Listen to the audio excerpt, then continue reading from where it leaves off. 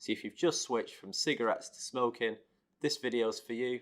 I'll be going through everything from how to vape and how to avoid some key pitfalls when you're starting out.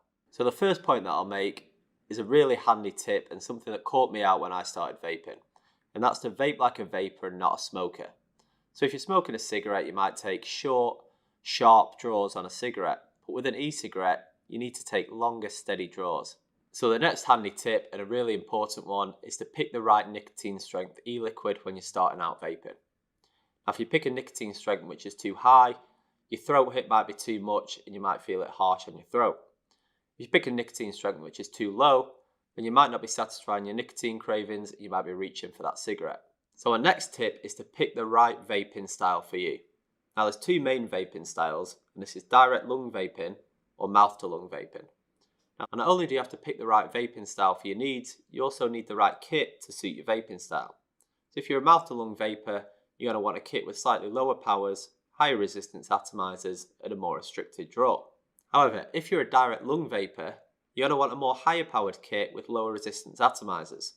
This will allow you to take the vapor directly from the e-cigarette all the way to your lungs. So neither direct lung vaping or mouth to lung vaping is necessarily right or wrong. It's just whichever one works best for you. So those were a few fundamentals of vaping. But it's also important to know if something's up. So I am going to run through a couple of the key symptoms to know if something's not quite right. Now the first symptom, and a really important one, is if you're still craving cigarettes. It's probably going to be because your nicotine strength's not high enough. Now the next sign that you might not be doing something quite right is if you're getting too much throat hit from your e-cigarette, or if you're not getting enough throat hit.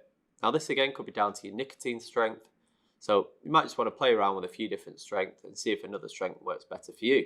However, too much throat hit or not enough throat hit could also be down to your e-cigarette that you're using. So finally, another symptom that you might need to change up what you're doing with your e-cigarette is if your atomizer head's dying really quickly.